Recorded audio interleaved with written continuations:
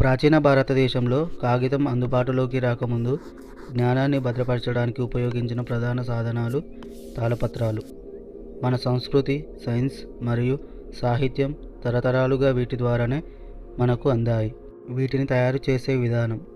తాళపత్రాలను ప్రధానంగా తాటి చెట్టు లేదా శ్రీతాళం ఆకుల నుండి తయారు చేస్తారు.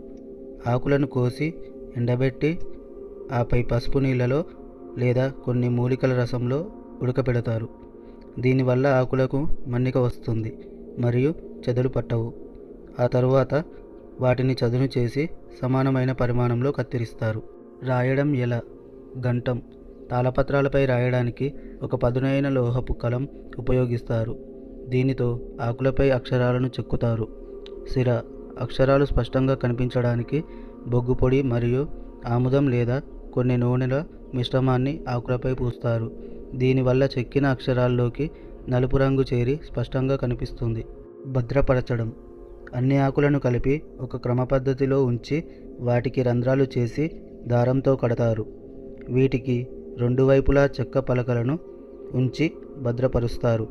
వీటిని ఎక్కువగా తేమ లేని ప్రదేశాల్లో పట్టు వస్త్రాలలో చుట్టి ఉంచుతారు. అసలు ఈ తాళపత్రాల్లో ఏముంటుంది?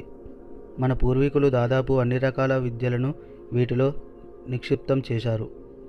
వేదాలు మరియు పురాణాలు, ఆధ్యాత్మిక జ్ఞానం, ఆయుర్వేదం, రోగాల నివారణ మరియు మూలికల సమాచారం, జ్యోతిష్యం మరియు గణితం, నక్షత్ర గమనాలు, లెక్కలు, సాహిత్యం, కావ్యాలు, నాటకాలు మరియు వ్యాకరణం.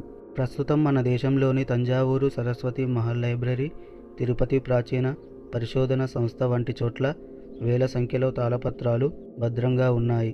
వీటిని డిజిటలైజ్ చేయడం ద్వారా భవిష్యత్తు తరాలకు అందించే ప్రయత్నం జరుగుతోంది.